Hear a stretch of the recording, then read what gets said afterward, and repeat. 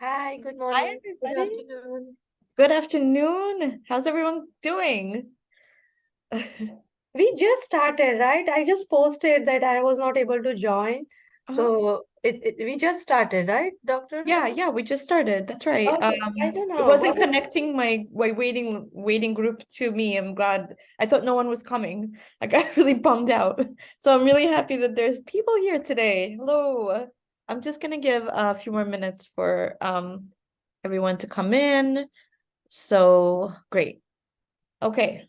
Wonderful. So go admitting iPhone. Give me just one more second, please, everybody. Sorry if it was a little confusing getting inside. Okay, so today, make sure everyone's muted. One second. Yeah, so Dupixent talk. Yeah. Okay, mute all. Okay, great. Everyone's muted. Okay, hi everyone. So I know that we're starting just a few minutes late, and I'm really sorry about that. I wasn't sure if why it wasn't connecting, but it connected. So I'm really happy to hear that. So today I wanted to speak about steroids and non-steroidal immunomodulators and the controversy around that and how to really break free from these things. So I'll do the talk first and then we'll do Q&A and you can ask questions about specifically about steroids and weaning off steroids or anything else you have questions about inside the program. Okay, so let's talk about steroids first. Steroids, if you made it this far, your child is maybe using steroids, they were prescribed steroids, whether that be steroids that are over the counter or prescribed. Maybe you're trying to wean off the steroids, but you can't. This has definitely come up in your life if you made it this far inside the program. So just to recap, what steroids are, topical steroids or steroids that you put on the on skin are creams and ointments that can help reduce the redness, the itching, the soreness, the irritable, open, inflamed skin caused by eczema flare-ups. And they have been used for over 50 years, and they're usually recommended as the first line treatment for eczema. So usually as a medication, those are used first when it comes to eczema flares. Emollients, which are medical moisturizers, so another name for moisturizers, really, may be enough to control some cases of eczema, just moisturizers alone. But most kids might need a round or two, or even more, or maybe months even, of steroids to bring their eczema under control.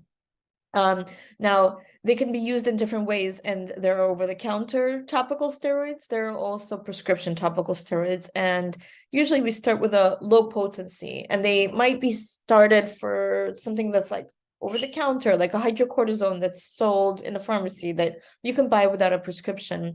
They're usually used during eczema flare-ups for short bursts of treatment, just like a few days of use, and then you stop or you slowly gradually wean it down when the eczema flares settle. There's no really one right specific way to do it, and if you go to many different dermatologists and pediatricians, they might give you information on how to use steroids in different ways. There's in medicine, there's like not one specific one gold standard approach to mild eczema flares. So if your child is prescribed a milder steroid, you'll usually be told to stop after a burst of treatments. If there's prescribed maybe a very strong steroid, something with a high potency, a very high percentage, you may be instructed by your doctor to do like a step down to a lower potency preparation until the eczema flares settle. And for those of your kids who have really severe eczema, doctors may even prescribe topical steroids to apply for like weeks at a time, and I know some of you might even have kids who are using steroids for even years at a time, and this is kind of a problem. We don't want our kids to be relying on these medications long term to keep things under control, and that's why we're all here. Now, there's nothing wrong with using steroids when we need to use them. So I'm not saying that holistic approach is the opposite of a conventional approach. There's nothing wrong with using these life-saving conventional medicines sometimes in emergencies and on an occasional basis. But if your child is stuck needing to use any medication long-term, whether that be steroids or non-steroidal topical prescriptions for eczema, which we'll talk about in a few minutes, then your child is stuck with a chronic illness, and there's more to that than just eczema. So it is important to use the correct amount of topical steroids. It's also really important to look at the expiration date. They do expire, they don't work well, and they could even become toxic if they're very old. So always use the expiration dates and take them seriously, because a lot of different, because it's like a topical and a moisturizer, and a lot of things can grow inside of it if it's been open, and that's why we have expiration dates. So we talked about strengths. They come in different strengths: mild, potent. They're usually prescribed according to severity, according to your child's age, according to the part of the body that they're on. If you're using them a lot, I actually wouldn't recommend prescribing them to yourself, because there are some parts of the body that you really shouldn't be using all potencies for, especially very delicate areas, especially the face and genitals. And I know a lot of our kids have eczema around the mouth area. This is really common for kids who are, like, let's say, teething and drooling, especially. That's a really hot spot around the mouth. But using steroids for a long time in these delicate areas, again around the mouth or genitals, could be actually very dangerous, because the skin is so thin and it could thin it out even more. Let's see. Now there's side effects. The side effects to every single conventional medication that we use, and there are also side effects to a lot of supplements that are considered holistic, and that's why you have to be very careful with what you're using. So topical steroids can cause side effects. They're usually very mild, and they occur when the medication is used for a very long period of time. So those of you who are needing to use steroids occasionally, and occasionally has a lot of meanings, but not for like more than a couple of weeks a year, the side effects are minimal, and it's not a big deal, and you could really feel good about using them so that your child could sleep and be well while you're working on the inside-out approach to healing. Now, if you're using steroids for a long period of time, this is where side effects could come in, especially in delicate areas. And I would say that our kids who are very young, all of their skin is very delicate. So common side effects of topical steroids are thinning of the skin. You could have a reduction in the elasticity of the skin, things like skin discolorations, increased hair growth. Older kids can have worsening acne or acne. Itching and burning can also happen due to steroids, even though we're trying to resolve that. And of course, skin infections. This is a big one. Why does that happen? Because steroids suppress the immune system, the immune response. Okay, this is the whole point, is that the body is I have a lot of people in the waiting room. Steroids are suppressing the immune response of the skin on the skin, and maybe that immune response is too much. It's not called for. That's why we have eczema. Why is it so severe?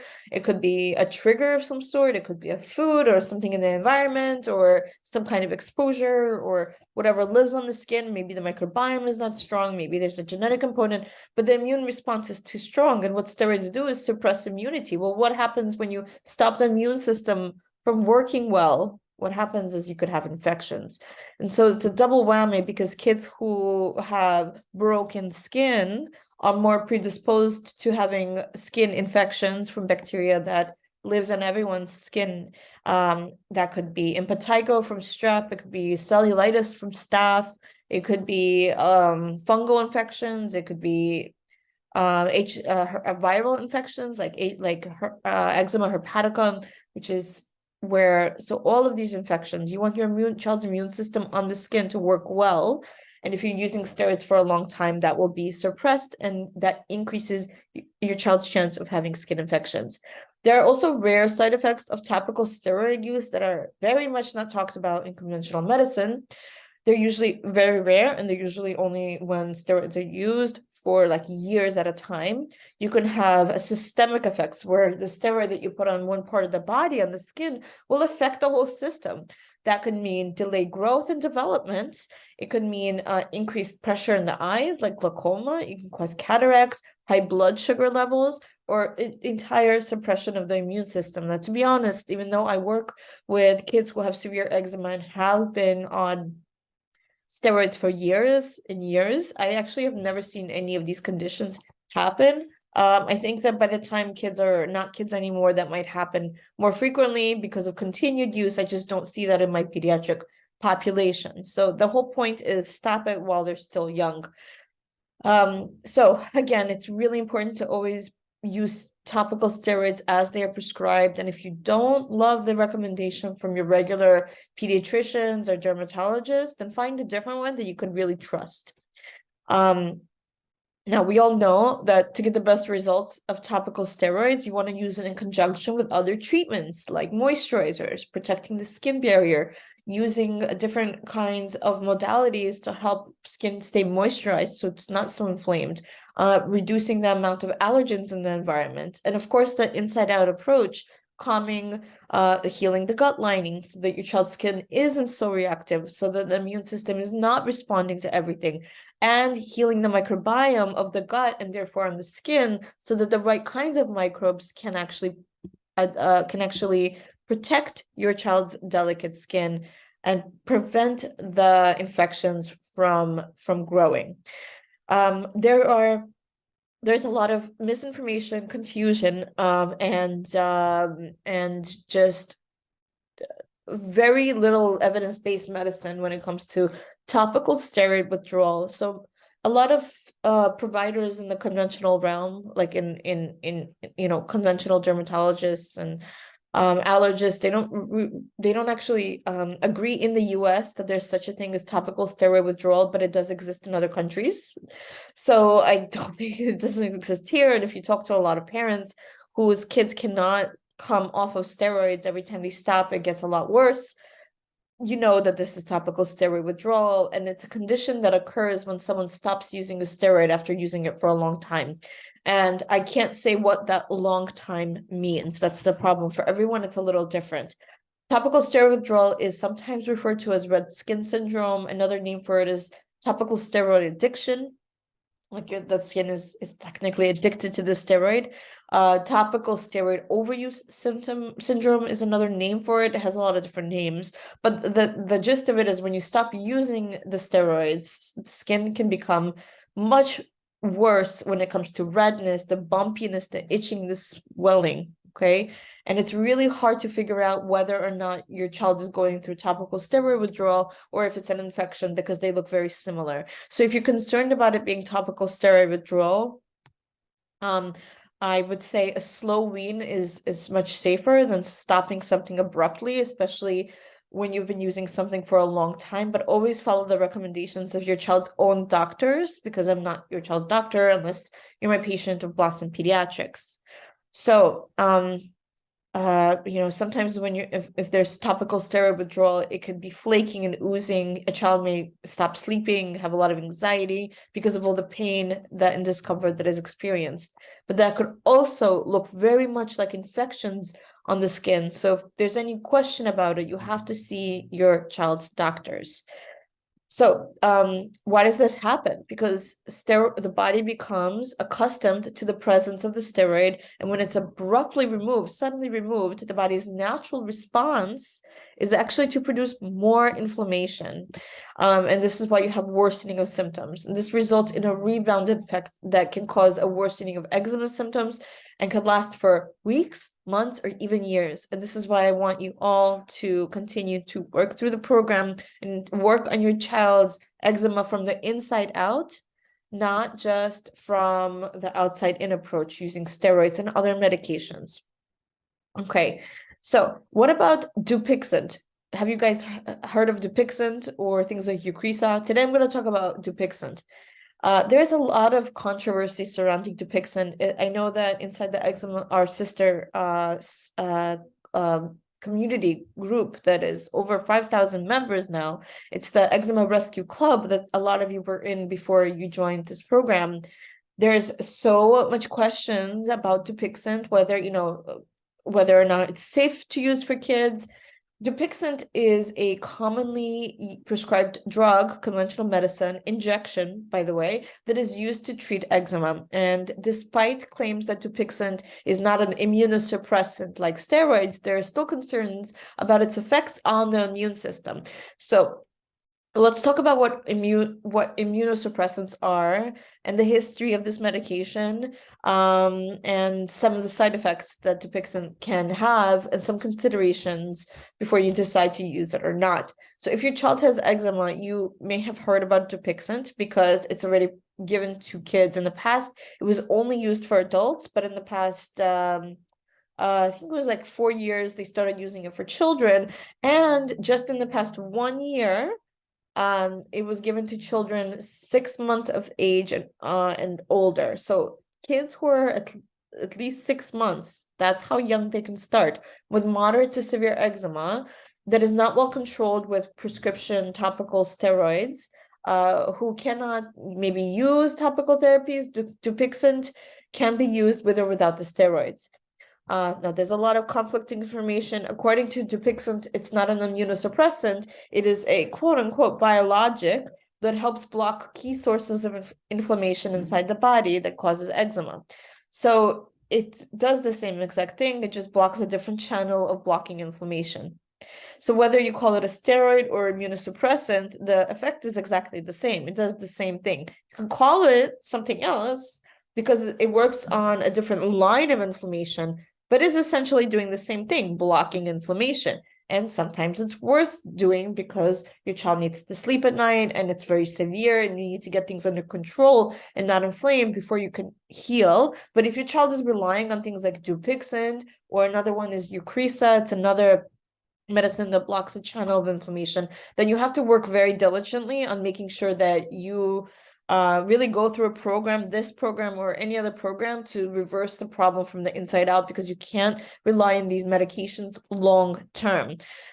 What is an immunosuppressant? An immunosuppressant is any drug that suppresses the immune system, and so you can't be on these kinds of medications long term because they have side effects. Okay, these side effects could be very serious with Dupixent or any other immunosuppressant medications.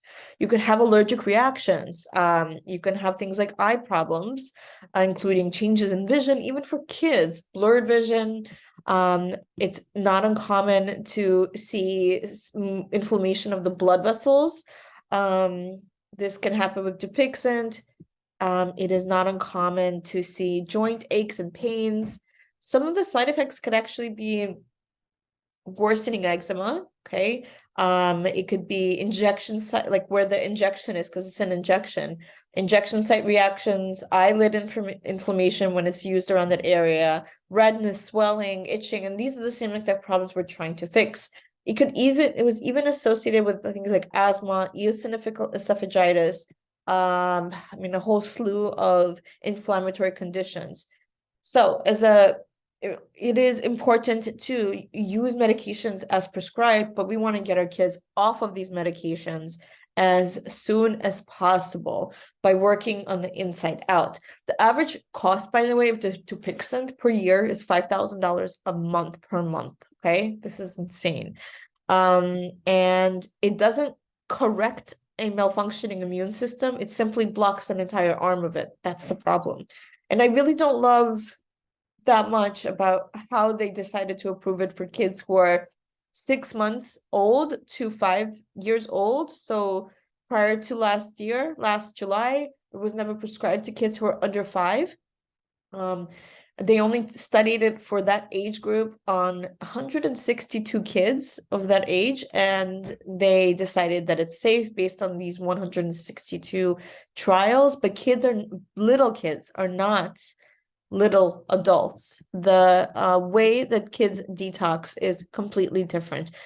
Infants, and young children are so much more susceptible to toxin overload than adults because their bodies are still developing. They have lowered body weight. Their less mature immune systems can't fight off all the toxins that are associated with these medications. They really makes them more vulnerable to harmful effects of toxins and pollutants. Here, actually, I want to talk to you about 4 specific reasons why infants or kids who are under 1 are more susceptible to toxin overload than adults. First, they have a higher metabolic rate. Infants, this means that they process toxins and other substances a lot quicker, and this can result in a much faster accumulation of toxins in their bodies.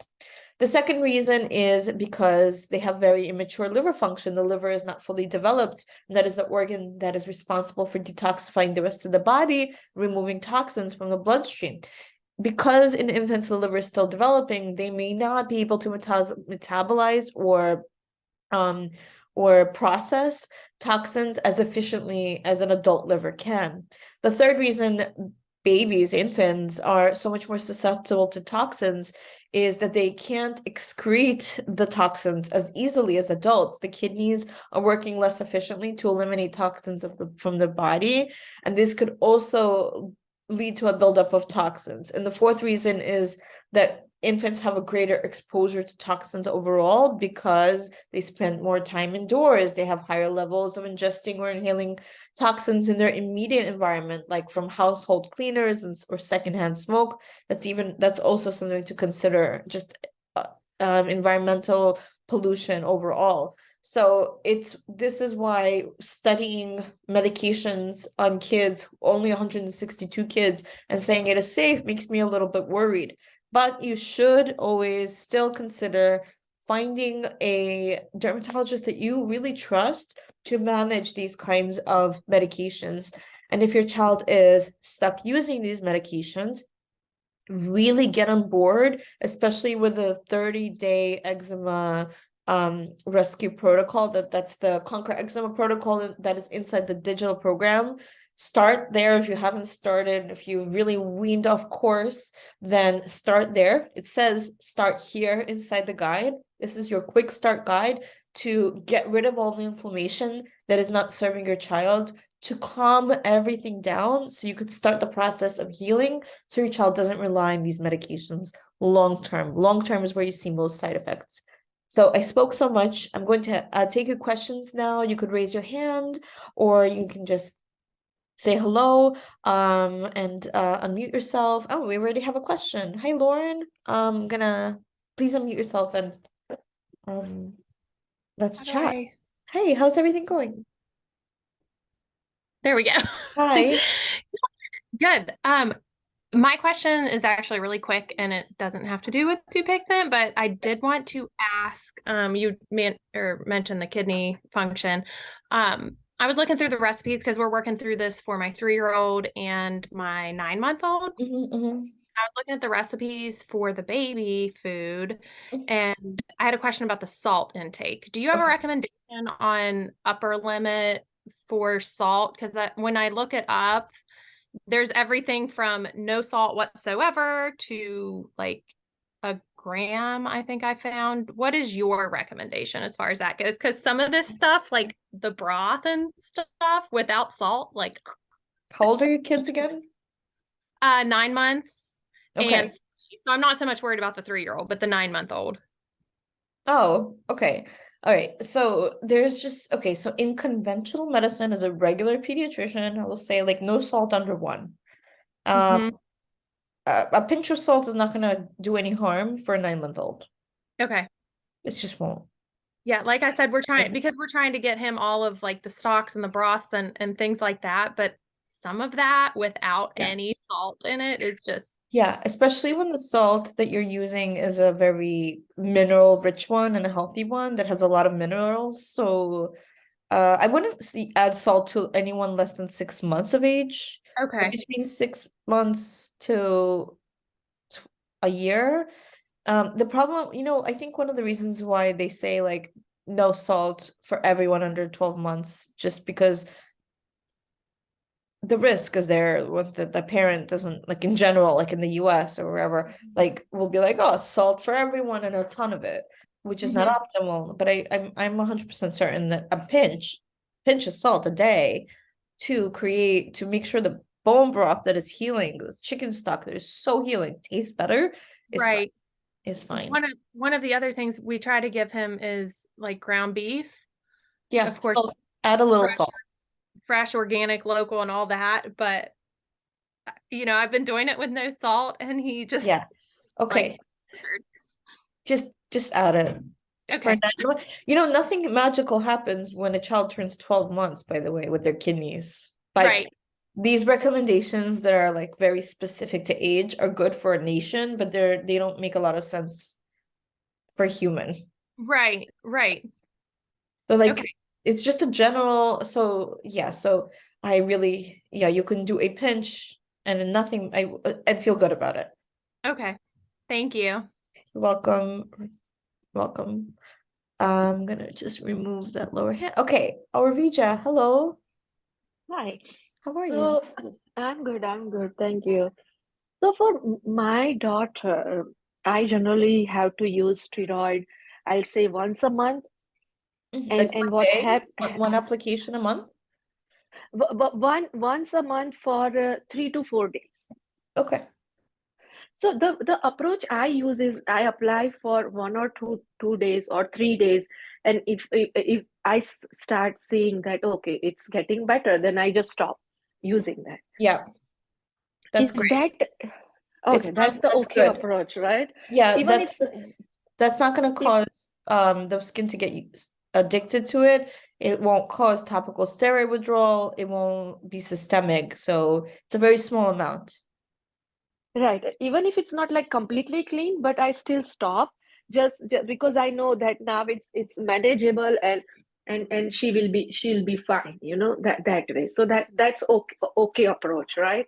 Yeah, I think so. If it's been working, then I don't see the point of like Okay. some providers, very specific cases will say, well, like do it until everything is completely clear and then add a few days. Right. It's not wrong to do that. But I think that's better advice for someone who has like eczema once a year. But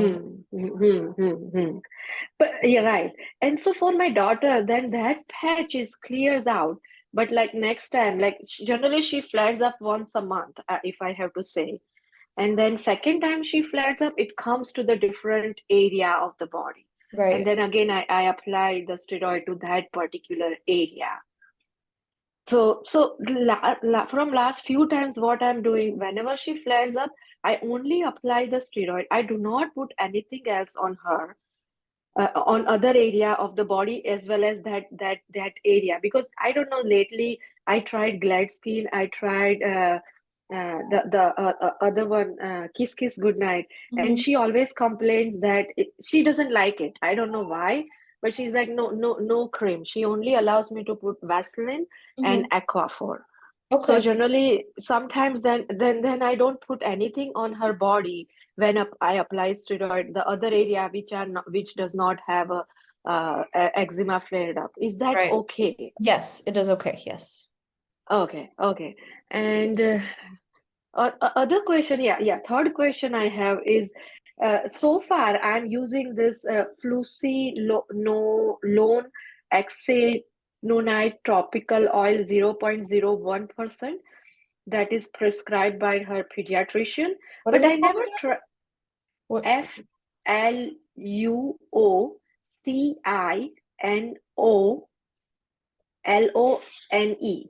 fluocinolone. Oh, okay. Okay. Am I saying correctly? Yeah, yes. Okay, and it's a 0.01%. Okay. What is your question? Yes. So I have never used over-the-counter steroid. I directly started with this one. Should I try over-the-counter just to see if that is helping her, and not to use this one? Over-the-counters are less percentage of the thing, or Yeah, over the counter would be less potent, less percentage. okay. So one So time, in okay. So general, it's not a bad idea. it's not bad or good, and I'm not her doctor, so I can't say for sure, but in general, we want to, as providers, give the smallest percentage necessary. So if a So it smaller just for percent, me to try. Yeah, So if next time, if she flares up, is it okay for me to try the over the counter and see if that is helping? Then I I don't don't have to use Yeah, I this don't see one. why not. Yeah, absolutely. Like I think any Okay. doctor will say we want to use the smallest percentage of potency possible for it to work. So Okay. if Okay. it's mild and she just needs an over-the-counter hydrocortisone, a smaller percentage, that's even better. Okay. Okay. Okay. And I have other question, but I'll let other people go. I'm sorry. I don't want to ask. Okay. Thank you. Uh-huh. Okay, great. Let's see. Who else has anyone else have their hand raised? Lauren, hello. Did you have a question? Or did you want to talk about something? Hey. Yeah, I didn't want to monopolize this, but I did have another question. We did tiny health tests for both the boys, and for the 3-year-old when the results came back, and I did the consultation with Dr. I don't remember. She's the medical director, I guess, of Tiny Health. She made the comment, and I should have asked her, but I wasn't in my right mind at the time.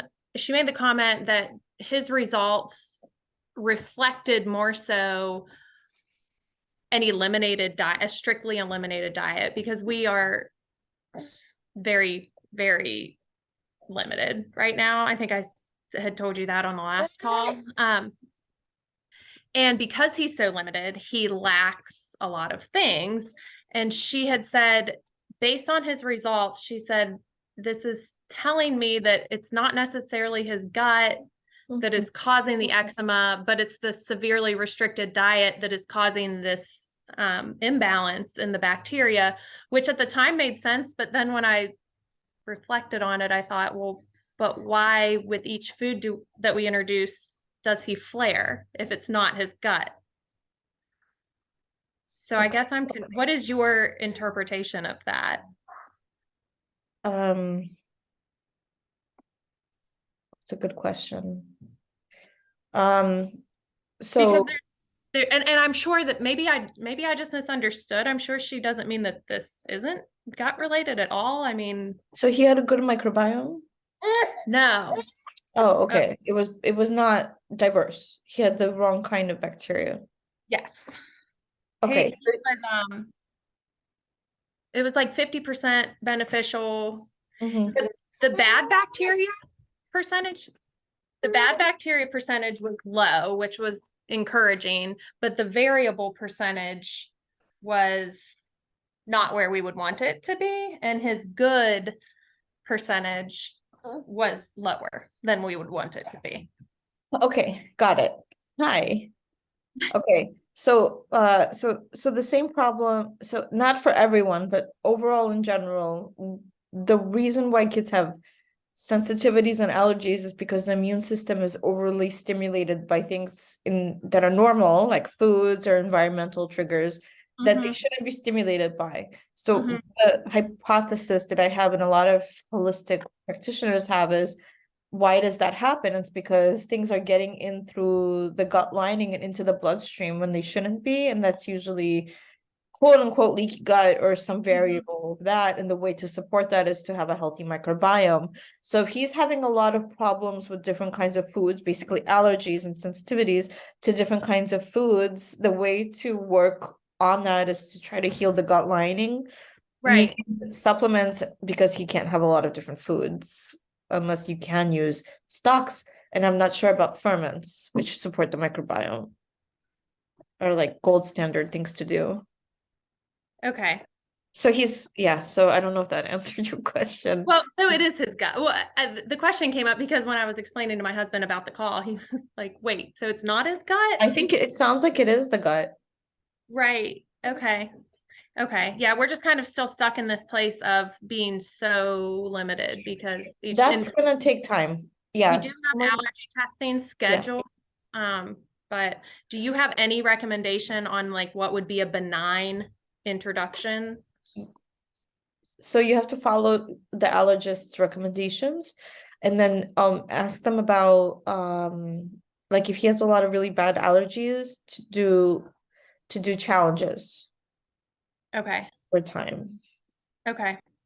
Do you have any recommendations though, as far as like things that he's not allergic to? Say, I don't know, like a raspberry might be less likely to It's cause a reaction. completely no. I have none because it's so random. There's not like one food that's like this is pretty. There are Yeah. dairy, eggs are like common allergens, nuts are common allergens, but the rest is like free for all. Like, Okay. I mean, people are allergic to everything, especially Right. these days. So I don't have any specific. Maybe I don't know. I would say like potatoes are usually pretty benign in general. Okay. Yeah, like sweet potato is more nutritious. Okay.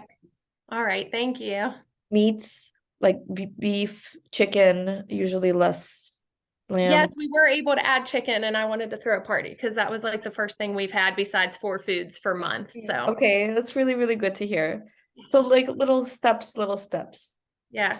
All right. Thank you. Welcome. You're welcome. He's very cute, by the way. Oh, thank you. Hello, cutie. He's trying to get to you. Okay, well, we'll let somebody else go. Thank you. And then there are a few questions inside the chat that I'd like to address. So somebody asked, have you heard of spearmint extract being being used for anti-inflammatory properties? I'm not surprised that it is. I haven't not necessarily used it. I don't recommend putting any kind of essential oils on kids' skin or in their baths or in their lotions. When it comes to eczema, it could be more irritant in general, even though it could be very healthy and good. And I know that people love their essential oils in general. For kids who have eczema, I don't recommend using them topically. Anaya said, "Hi, Dr. Gluzman. Hi, Dr. Nelly. Hi, Anaya." She wrote, "My daughter had severe eczema. After following your regimen, she is recovering 2 to 3. I'm really happy to hear that. 2 to 3 months ago, it was almost cleared. I have included dairy, goat milk, in the form of goat milk and gluten, but now again, it starts to flare up again, and I stopped gluten. Does it mean the gut is not fully recovered completely? I just started smidge probiotics. Last year, she started histamine probiotic, and after that, it was cleared mostly." Okay, so I'm really happy to hear that she was doing better. And Yeah, hi. Hey, oh, you're here. Okay. Yeah, I'm good. Actually, I'm in office, so Okay. yeah. So yeah, basically it was recovering, but still I see last year it was completely cleared. I mean, I think in October I just gave her for 1 month histamine X probiotic, and after that it was mostly cleared, and we followed until January or February, we followed your regimen. And then I introduced goat milk basically. So goat milk was good and it was recovering. But right now I'm seeing again it's getting worse and worse. Okay. Because I already introduced everything. Okay. So yeah. Not outside food, not any preservative related food, just only homemade all kind of food like chicken and egg and everything, and she doesn't have any allergy to any food. Okay. So for kids who had chronic eczema, it's not uncommon to have occasional flares still once in a while, and the time between these flares will be longer and longer and longer each time. The things that can cause a flare could be like weather changes, could be an illness, a cold is a really common one. Healing is never linear. I rarely see kids just go from having bad eczema, like bad enough where you do a program like this, to no eczema forever. Oh, and that's it. And you never see it again. Most of the time you'll see an improvement, and then you could have like a flare, and then maybe months go by, and then you might have a mild eczema flare, not as bad as it used to be. But I always say, so it doesn't mean the gut is not healed, but healing takes time, and for every child it's different. And what I really think most often works is go back to doing exactly what you did that got you to the place in the first place. Like, this is the best information that you have. If histamine X probiotic worked for your child before, go back to that. Oh, I started the smidge one. Yeah, because I saw the strains are almost similar. Okay. Yeah. You can try it. They're both low in histamine. That's good. Yeah. You just go back to doing what what you did, maybe Mhm. cut out the things that you cut out just for a Oh, okay. period So of do I time. need to cut out that dairy and gluten? Gluten I Yes. stopped completely, Yeah, cut but out the dairy dairy, for a couple of weeks. okay. Just not forever, but for a couple of weeks and start it back out slowly. Yeah, just I'm giving same like goat milk, that same goat milk I'm giving. Yeah, okay, sure. Yeah, sure. Okay. So it will take long time. Yeah, definitely. Yeah. Yeah, I mean, after vaccination, it was all over body. I mean, when she was 4.5 years. But after that, it's now just only the fold of the hand and fold of the leg. So, yeah. Okay, thank you so much. You're welcome. Yeah. You are welcome. Thank you. Okay, another question inside the chat from Mike and Loretta. Hello. Any suggestions for eczema of the eyelids? The doctor prescribed protopic ointment in the past, currently using Elidel cream and Dupixent. Thought about trying Gladskin, but have seen that it causes burning sensation. Any recommendations on anything that can be used around the eye? Are there any recommended cold eye masks she can use at night? Great question. I actually wouldn't recommend using Gladskin around the eye area. It's a very delicate area. It can cause a lot of eye irritation and burning, and it's not worth it. It could actually cause eye damage. Some medications could cause eye damage. I would just use what the doctor prescribed. In terms of cold eye masks, you know how they sell like, yeah, you could use like the eye masks that you put in the freezer to kind of calm everything down. Like they're gel, they're soft, and maybe not even applying it directly to the skin, but putting like some kind of very gentle cotton or bamboo cloth between that mask, or whatever it's made of, and the eye before bed to calm it down. Also could be used at night, but I don't recommend any like eye masks that you put topically for these kinds of issues, especially Gladskin. So eye area is very delicate area, and very few prescriptions are considered safe for that area. So that's the answer to that. I hope I answered that question. If you hear me, just like raise your hand. Let's see. Mary, did you have a question or want to chat? Hi, doctor. Hi. So my question is, I have a 4 months old baby that's having problem with eczema, right? So I already been like working on, and she's so exclusively breastfed. So I've been already, my diet, I remove all the possible triggers, right? About lotion and household stuff, we don't use anything, anything. So now my next step would be like, I'm gonna start checking for mold, because that's the other, I mean, I don't know, I'm gonna start like checking all the other environment stuff. Okay. So like you say, like kids at this age, they are, still developing, and they are not able to detox like adults. Like I just want to ask you, like, just to have an idea of, in case that result being mold exposure or toxicity, like what do we do in these cases with babies so young like her? And Yeah. also, like, I already ordered like a test for the tiny Mhm. health. Is there any, do they report anything about mold or fungi? No, they No, but don't. I would say for kids who are under 1, the best form of detox, any detox, is to make sure they're pooping well. Okay. The Yes. pooping is the #1 form of detoxing in the body for kids who are under 1 that you can control. So making sure their microbiome is healthy would be like my #1 recommendation. You can't Okay. really use any supplements for kids who are under 1 to optimize detox. Okay. Because I I'm- was giving her like some bath, like Well, yeah, bentonite detox clay bath. baths. Yeah, that's good. Bentonite, detox baths. Actually have a. Have you tried bentonite clay baths? Huh? See, bentonite clay. Yeah, bentonite clay and magnesium, the Sky Okay. Organics. I know that you recommend. Yes, so that's great. But orally, like I wouldn't give anything else. And perhaps putting an air purifier in the bedroom is also very good in general. Okay. Okay. And I know it's like, what does an air purifier have to do with skin? But kids who are exposed to environmental triggers, Could be dust mites, it could be just dust, it could be air pollution. A really good air filter will take all that out, and the baby spends so much time in the bedroom. So that's why I'm like, maybe it's worth it for a little one, because they sleep so much in, or whatever room they're sleeping in the bedroom usually. So I would say it's worth getting that, because the general inflammatory bucket is going to be lowered, and so I think it's worth the investment for a little one, even if they don't have like respiratory issues. Okay. And Thank yeah, I'm glad you did tiny health. That's good. Okay, thank you. You're welcome.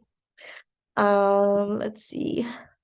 Okay, so in the chat box we have, you're welcome, Mike and Loretta. Liz sent a picture.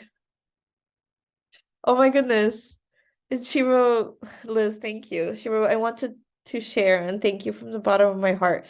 This is after a flare that lasted hours, and you can share it. Thank you so much.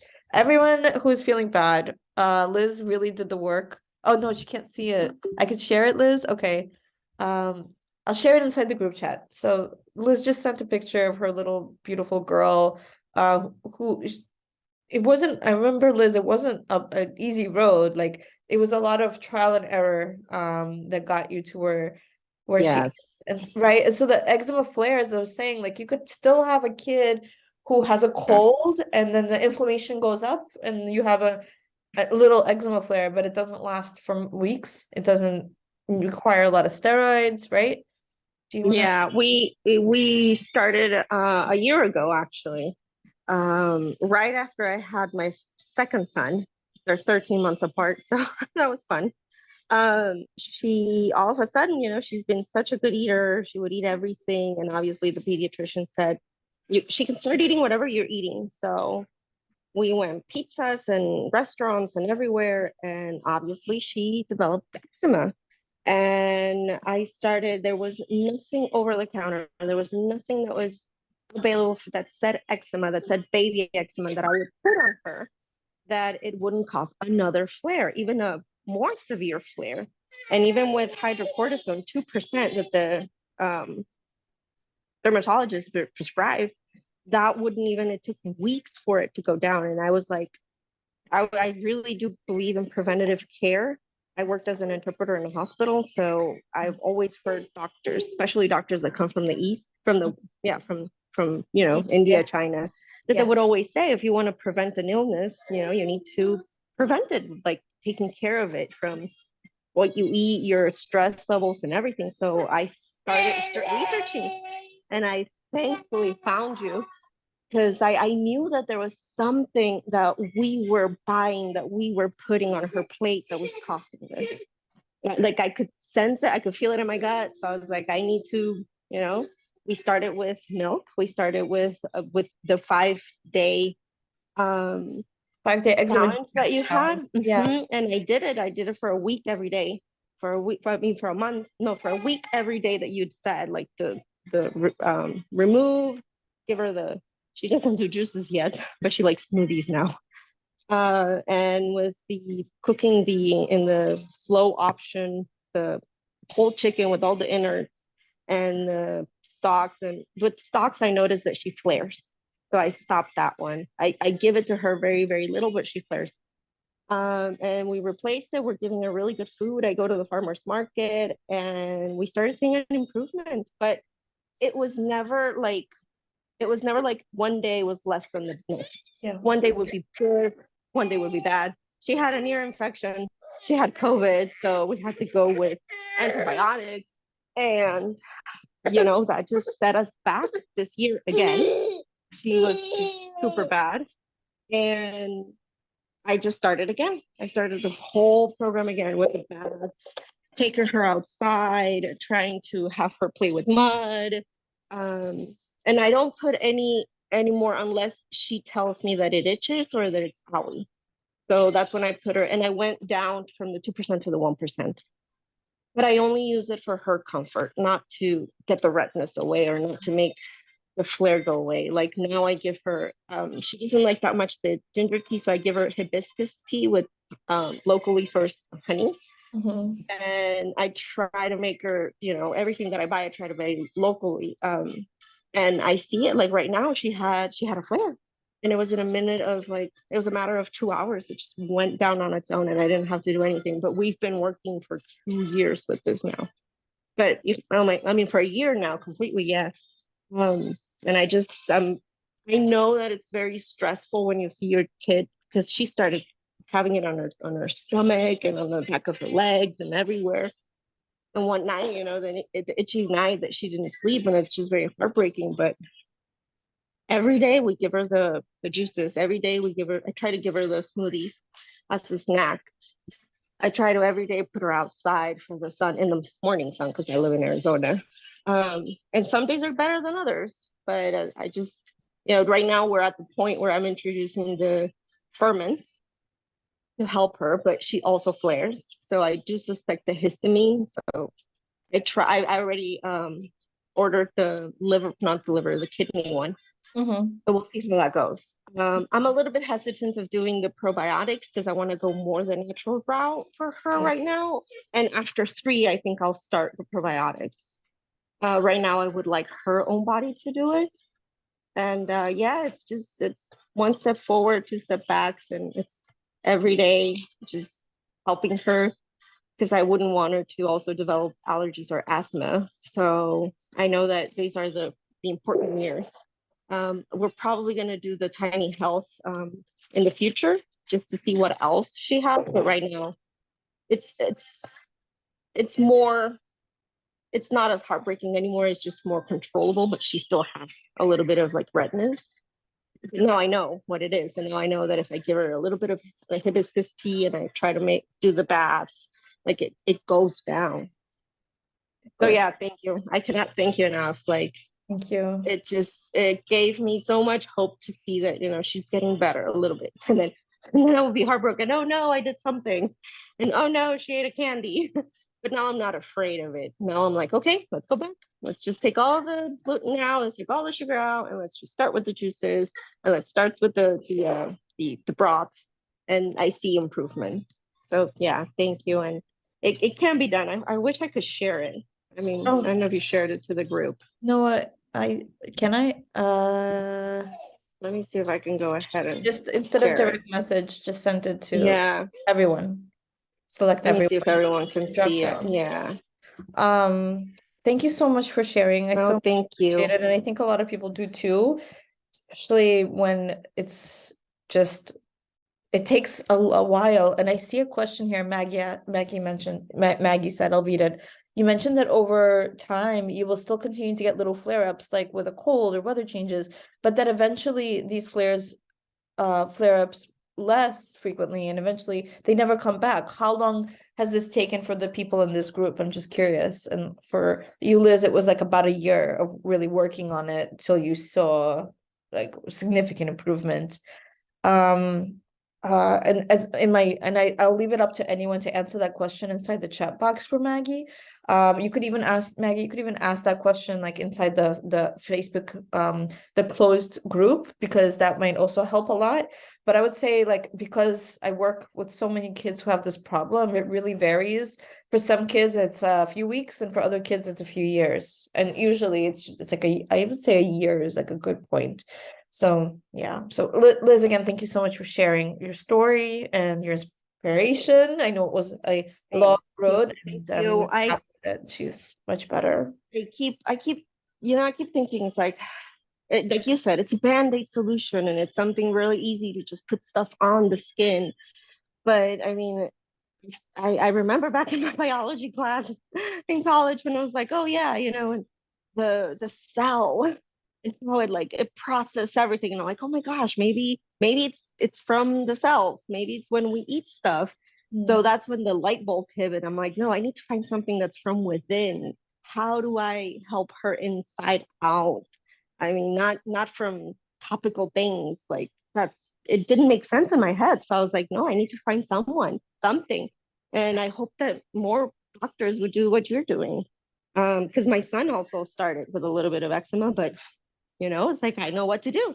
I'm not I am a little bit concerned, but I'm not like hopeless anymore or so defeated that I was like, what is going on? Now it's like, okay, let's just get on board. And even my husband now, he's like, he feels better. That's better too.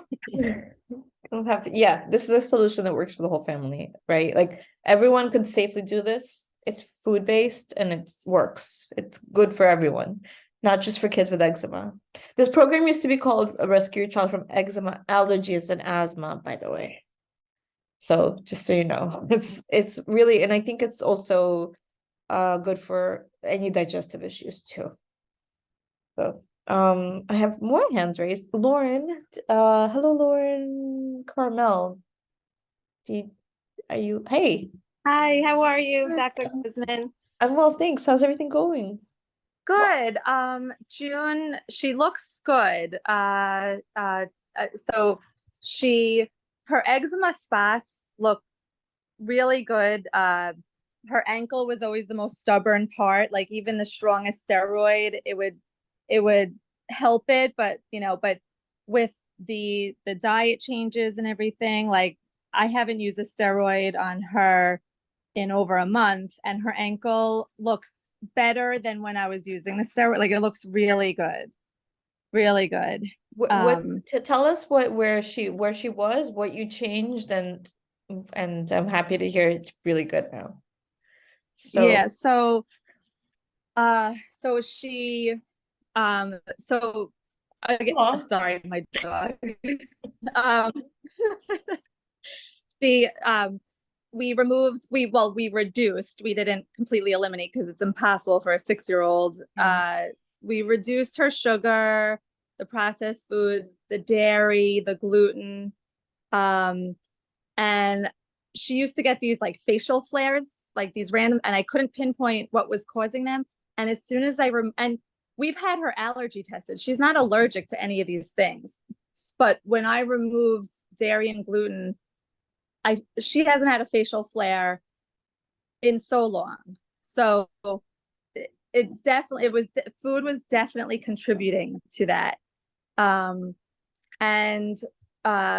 her eczema spots, I mean, her ankles, that was just the worst spot. And it's really amazing the power of food.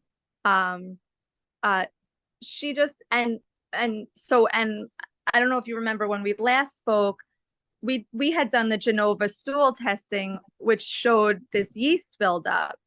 Yeah. So I then did the Tiny Health test, which was then several months later after we did the food modifications, all that. And the Tiny Health test, because I just had the consult this week because it took a while to get the results, it showed no yeast at all, which was good. And they said her microbiome looks really good. And they said, because the problem, she still though has, it's funny, like if you look at her body, she looks great, but she still is so itchy, and like the constant itchiness will then cause her to be red. Like she wakes up in the morning looking great, and then as the day goes on, like she just has this constant itch, and then she'll be red by the nighttime, and then it goes back down. So, but Tiny Health said that her microbiome looks great. So there's definitely improvements there. I just don't know what to do about she's and especially with her clothes off, because she dances, she does gymnastics, and she likes to wear like the appropriate clothes for that. When her skin is exposed, that's when she really goes after herself.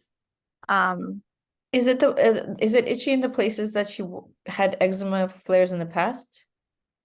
Yes, but also it'll be in places that she doesn't have eczema, but it's mostly and again, she is allergic to dogs. We have a dog, but the dermatologist and the allergist, and I tend to agree that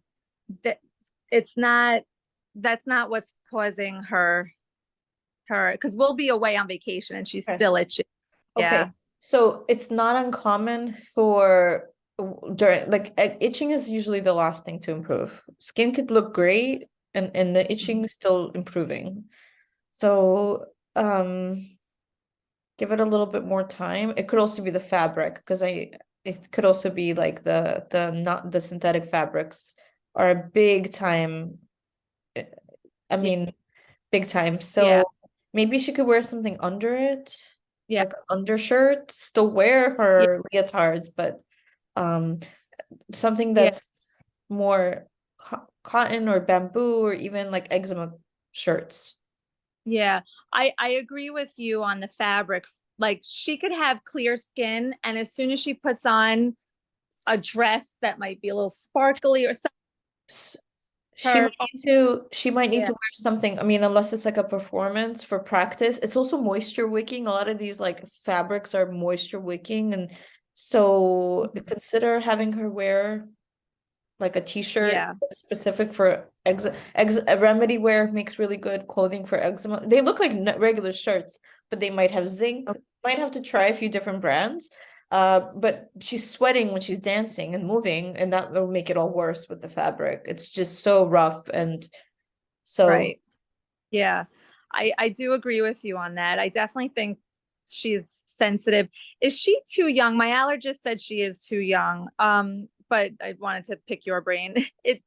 I would like to do some type of, so I did order a food sensitivity test because we cheated the other night and she had Chinese food and she was in such a flare the next day. And I'm like, well, what's in the Chinese food? She's anaphylactic to nuts, so the Chinese food place we go to, they're aware of her allergy. They're good with, there's no nuts, you know, but I don't know what else could have. So I did order a food sensitivity test. MSG is in Chinese food. Yes. Seasoning. Also my biggest problem with all like takeout and everything in restaurants is the oils. It's 100% bad oil. Right. Like it's never going to be good oil unless you're finely sourcing your, I don't know, it's rare. So Chinese food for certain, they're using some kind of canola, something, the oils are very inflammatory, I went to Trader Joe's, great store, the other day. 99.9% of the food that is healthy or not healthy, all of it is sunflower oil. Oh. It's a seed oil. It's very inflammatory. Oh, okay. Yeah, okay. My fingers on the oils. Oh, okay. Yeah, I saw someone wrote in the chat soy, and that was what I was thinking too, soy. So it won't hurt to do it. Yeah, you could definitely do a sensitivity test. She's not too young for a sensitivity test. Okay, okay. Yeah. Okay. All right. Yeah. Okay. So yeah, so I did order that. So we'll see. I was told it's just a finger prick, so I'll do that at the house. Yeah. Okay. All right. Good. Oh, it's just a finger prick. That's good. Let me know how it goes. I will. Thank you so much. You're welcome. Nice to see you again. It's good to see you too. Thank you. You're welcome. In the chat box, I'm gonna read a comment. So it was from I don't know who this is. iPhone. If please tell us who you are, write in the chat box. Wrote, I want to say to my son Forrest, who had horrible impetigo infection over and over in December. I lost it. His skin is slowly but truly improving. I'm so happy to hear that. Good. So it's again slow improvement, and sometimes it's 2 steps forward, 1 step back. But if you're seeing improvement, just continue on that road. If you see no improvement, go back to that digital program and look at the section that says my child is not improving, now what, and take other things into consideration, or maybe rewatch the videos to help you really hone in on what else could it be that you could possibly work on if you're not seeing great results in the beginning. Okay, great. Kamu? Hi, I'm sorry if hey, I didn't recognize the name. Hi. Hi. How are you? I'm good. So I saw my son improvement like almost like 8 months, and then I thought I'll slowly reintroduce him. So I slowly tried to introduce dairy like goat milk. No, it did not work fine. So again, I stopped it. it took me like 2 months to again recover to get his normal skin. And Okay. then slowly I tried to introduce gluten. So I thought, okay, dairy is not his kind, but okay, I'll try.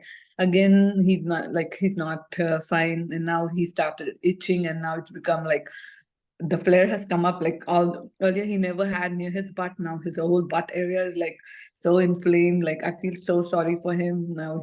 We are still struggling to make it normal now. I'm like, oh God. He's like, when will I ever have milk? He stopped. I'm like, we will have it slowly. I think you should just leave it out for a while. Okay. It's not worth it. Yep. It's not. It's- So if you know that's a trigger and you tried reintroduction and you still have flares, and then you did it again and you still have flares, and it took you 2 months to get better after that, I think it's just it's not necessary for life. Okay. Sorry. I know, but I I know. know. And I there was are like, a lot you're of doing food- so good. I'm like, oh, thank God. I stopped using steroids and all. He was so good. And I'm like, okay, I finally got it. And now again, I'm finally from square one because it's so inflamed, red, and he keeps itching like earlier. And it Even was now, the he dairy. doesn't want to keep cream because it's more like not because of dairy, like one after other. I don't know what things he might be having. Like I Oh. try mostly not to give. His birthday came, so I try to make a cake.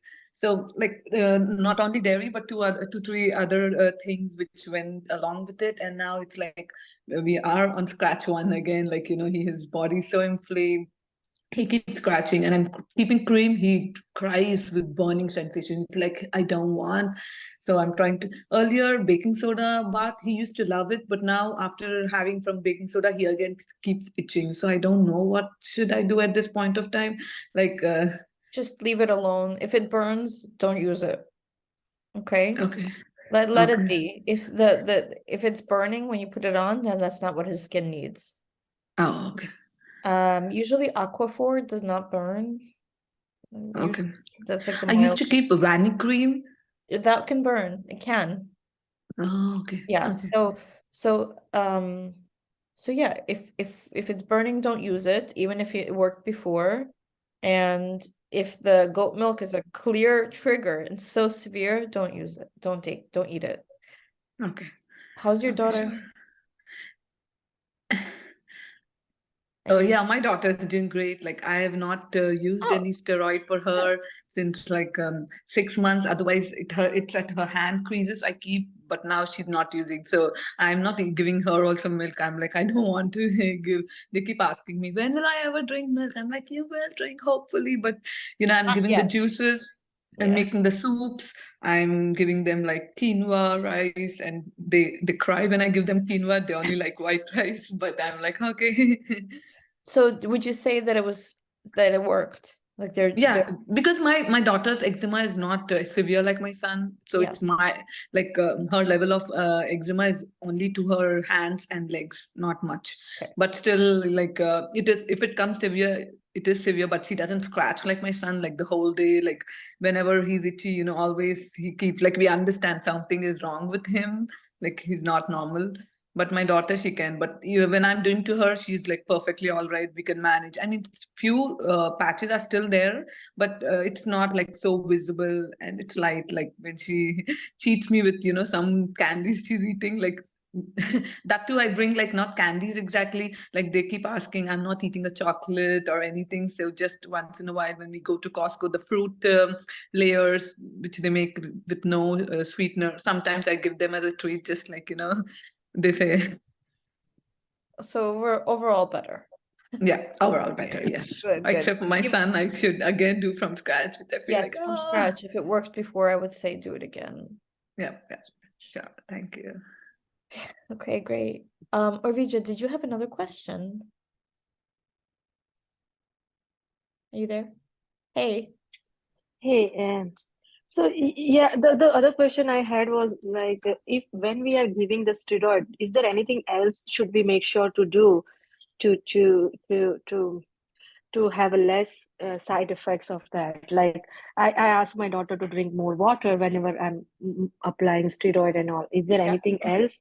Yeah, making Do you sure that suggest? pooping well. So eating a lot of, just not overloading the body with chemicals and food, junk food, processed foods, packaged foods and make sure that they get a lot of fiber so they can poop well, drink a lot of water so they can poop well and be hydrated. Those are, and the kidneys can flush well. Yeah, those are just in general to prevent. But I really wouldn't say like that small amount of steroids is going to cause toxicity that they're on. It's not a large amount at all. So yeah. Okay. Inside the Thank you. You're welcome. One more question, doctor. Yeah, yes. So, like recently, I wanted to do some pest control in my house. So, I know pesticides have a lot of chemicals. So, do you suggest any eco-friendly pesticides? I have no idea what to tell you. I can look into it and get back to you. What pests are you worried about? Like which pests? So, I'm worried about rodent, termites. Like I saw a mice the other day. So, you know, when you ask the Get a pest cat. control, what? Get a cat. I feel I'm already overburdened with my kids' work. I cannot. I don't actually know the answer to that question. I can look into it for you. And, Sure, would you sure. mind Thank you so maybe much. posting inside the group and I'll Yes, do thank you. that research. Thank you so much. You're welcome.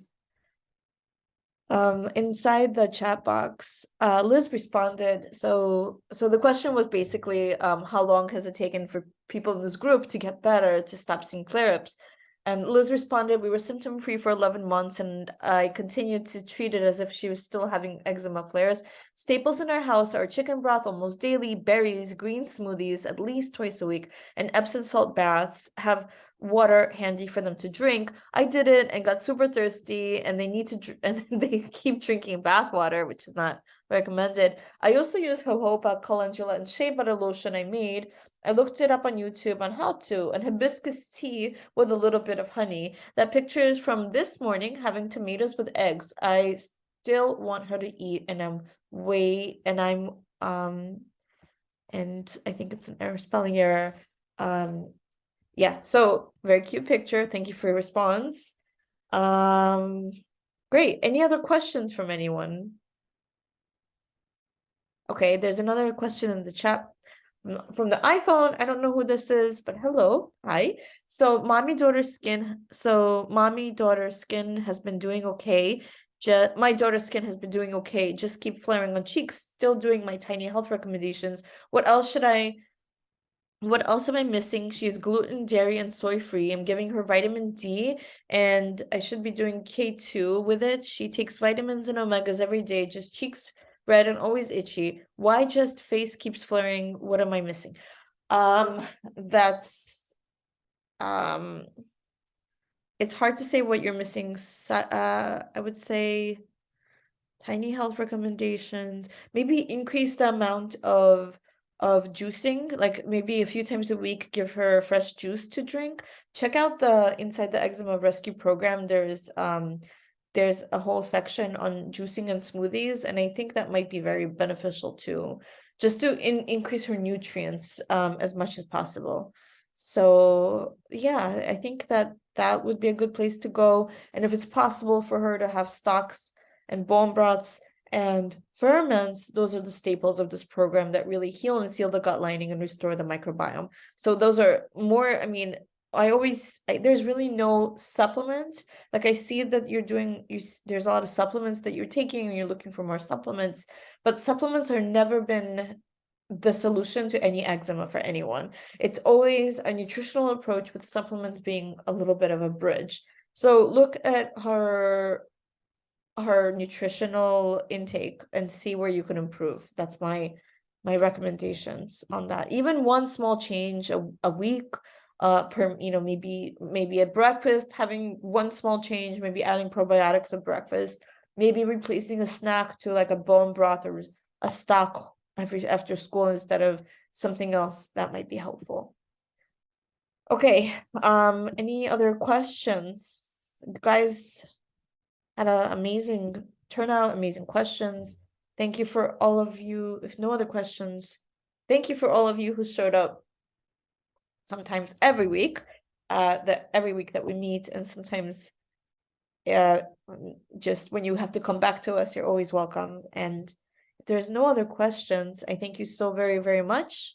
I cannot wait to see you next time. Please continue to ask questions that you think of between our calls inside the group. I will answer them, and hope you all have a really beautiful day. Thank you. Bye, everybody.